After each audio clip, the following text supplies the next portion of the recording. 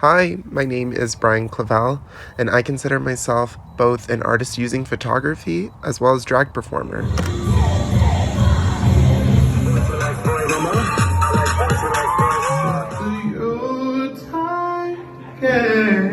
When I began my creative practice several years ago, I primarily considered myself a self-portrait artist in the sense that I was really only interested in both documenting and narrating my own lived experience through a specific lens that didn't really consider the audience in question very much. In fact, for over a year, I curated this docufiction narration of my life that shed light on the ramifications of isolation when we fail to connect with both ourselves and those around us. But then I began to realize that I was relaying the same narrative over and over again, in which I was this broken, dying thing, when I no longer felt that way.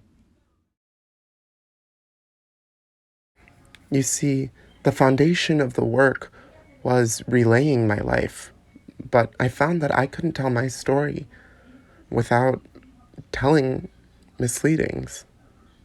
In fact, what I was really getting at was showcasing the trauma of living in a house that didn't accept me. The push and pull struggle of being torn between two identities. So, what began as a project that highlighted the ramifications of isolation then transformed into a study of double consciousness, or the idea that there could be two versions of the self, the one that felt trapped, and the one that was enlightened and proud and powerful.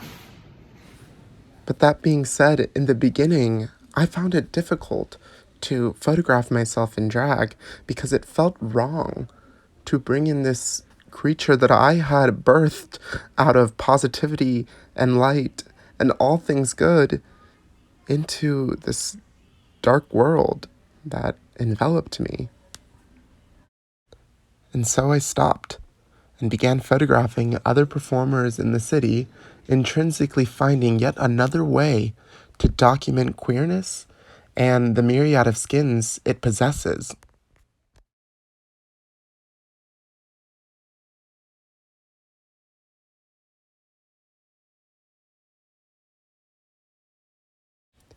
These portraits became statements of identity, personifications of camp and queerness. However, the true power, I think, lies in the neo 80s aesthetic of it all.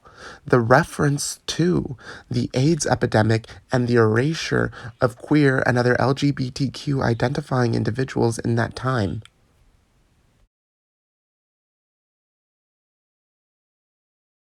I mean, if we look at the very predicate of portraiture and define it as a document of people deemed worthy of being remembered, then the erasure of queerness is supported by the mere fact that the 80s glamour shots of the time failed to document queerness, though the aesthetics align so similarly to what was trending. Further, it is common knowledge today that the Reagan administration, as well as conservatives alike, recognized the AIDS epidemic of the 80s as divine punishment, targeting the plague that was queer people globally.